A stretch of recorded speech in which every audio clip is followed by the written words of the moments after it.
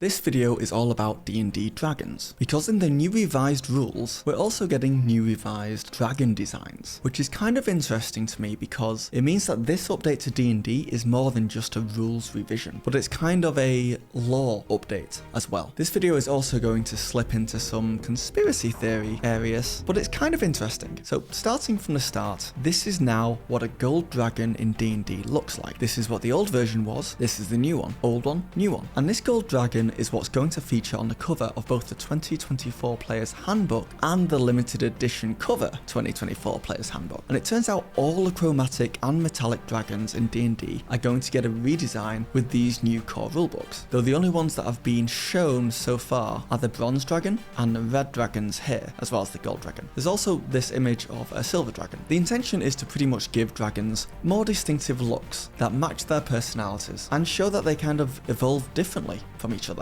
to better suit their environments. The creators also wanted to help differentiate D&D Dragons from dragons in other franchises.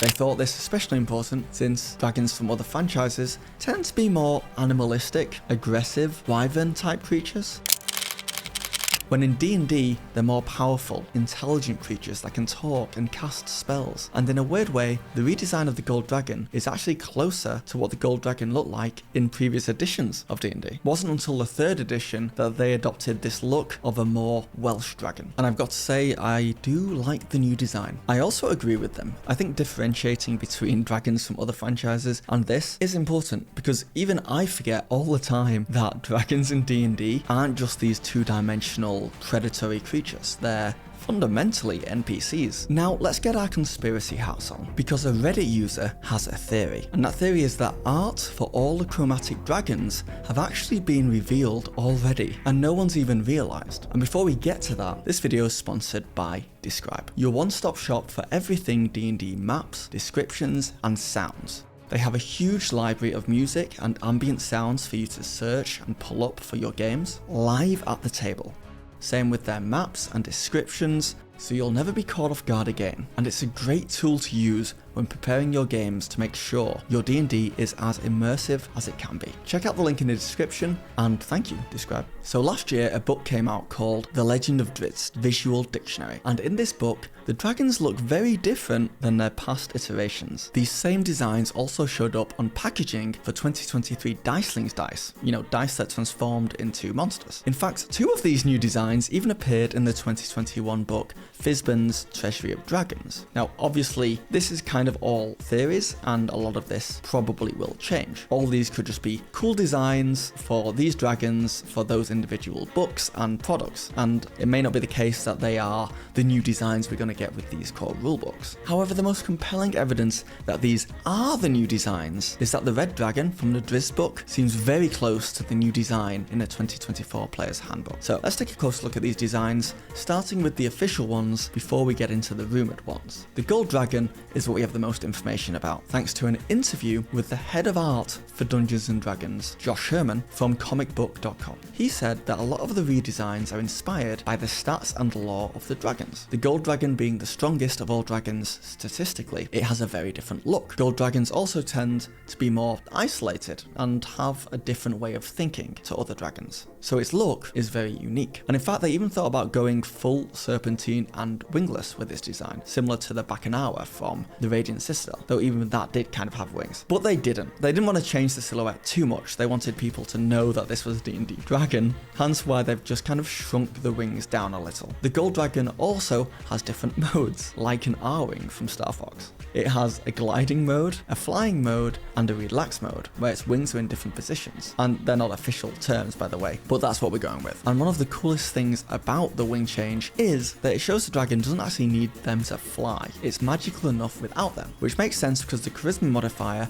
of an ancient gold dragon is 28, making it one of the most magical creatures in D&D, according to Herman. Another outcome of this wing change is when outstretched, the dragon's silhouette resembles a sword, which I think they just did because they thought it was cool, and I do too. Obviously, a lot of thought and time has gone into these dragon redesigns. And this is the Game Informer article, by the way, The Art of the New Dungeons & Dragons, which has a bunch of pieces of new art from the new Player's Handbook, and this is the article that showed us the the gold dragon first, I believe, but it's also showing us the silver dragon here, which I think is so freaking cool. I'm going to be honest here, I don't know a ton about the different dragons and their personality traits and their stats, but the silver dragon looks proud and majestic and like it loves all the attention. And also just a note here that there's a baby here that kind of haunts my very soul. But this guy's having fun. We have the red dragon here, which is, I think, very cool looking. It looks very predatory. It looks like it's stalking its prey.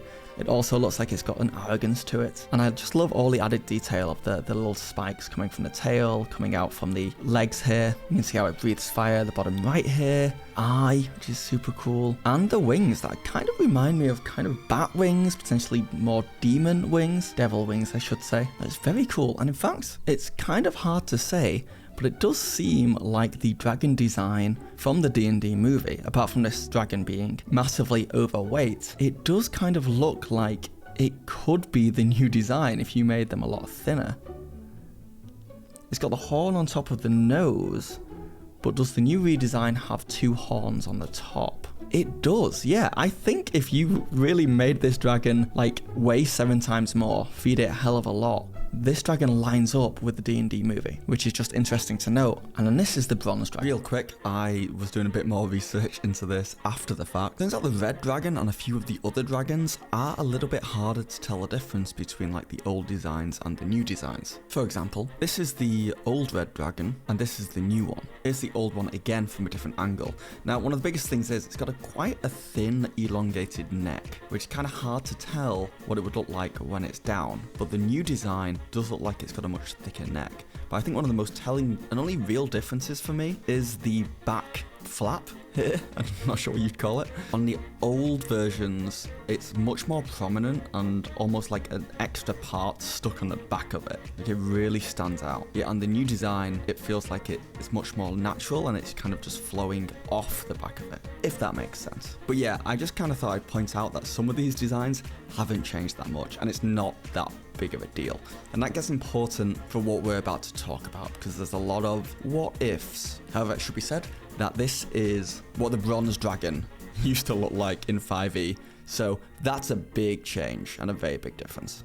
And I really like this bronze dragon. It's got a gracefulness to it. I love how the wings are shaped kind of unpredictably. Like if you look at it from above and below, it's just got a really cool silhouette. Like if this flew over you, you would know what it was instantly. And now if we take a look at the more conspiracy theory dragons, these are the dragons that have been shown in multiple different places over the past 2 years with different designs. I think these follow suit to what we've seen with the new official dragons. Each one has a very individualistic look. The white dragon's got an interesting mix of like, it gives me like bird vibes, like some of these scales kind of remind me of feathers, but it's also kind of got a skeletal bone feel to it, which I really like. And just look at the blue eyes and the blue flame coming out of its mouth. So cool. And the wings are shaped like sails. The black dragon is terrifying, and I think that's the point. The horns facing forwards at you, the green eyes, the black scales on the body, but then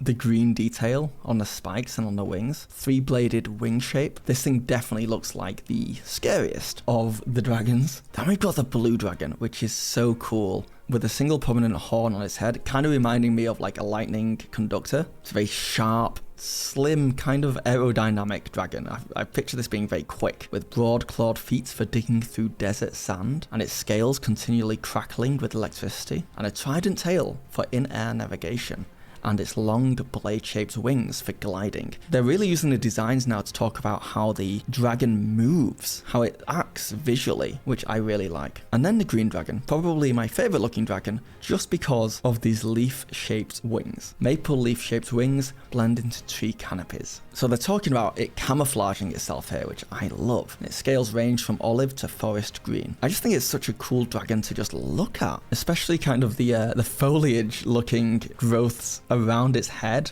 And damn, those wings though, amazing. Then of course the Diceling dragons that supposedly use the same design as the ones from the Drizzt book, which does point to them, if they're reusing designs in different places, that yeah, these are probably the ones moving forwards. Then we have from the Fizban's Treasury of Dragons, the green dragon.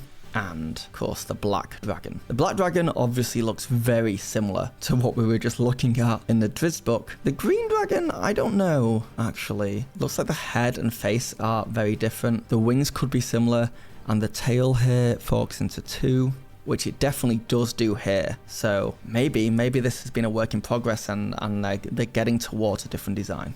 And then finally, obviously the red dragon. This is from the new player's handbook officially. And then this is from the Drizzt book. They do look incredibly similar. Like the tails are exactly the same. Barbed tail for lashing. Greatest wingspan among dragons. Singed correlation of scales. Is that what we have here? It absolutely is what we have here. Swept horns and spinal frill and a clawed wing thumb. Look at that, clawed wing thumbs. It's pretty damning to me that, yeah, these new dragon designs are probably already out into the world and we just didn't know it. It is important to remember, however, that those dragon designs may not be the final ones that we get in the core rulebooks. But I, for one, currently, after seeing all this, I'm really looking forward to the changes in 2024 and early 2025. These new core rulebooks, for me, while maybe not entirely necessary, and maybe there to make Wizards of the Coast more money quick, I do like the direction they're going in, and I can't wait to see if they change a bunch of other things and what they do with that. What do you think about these new dragon designs?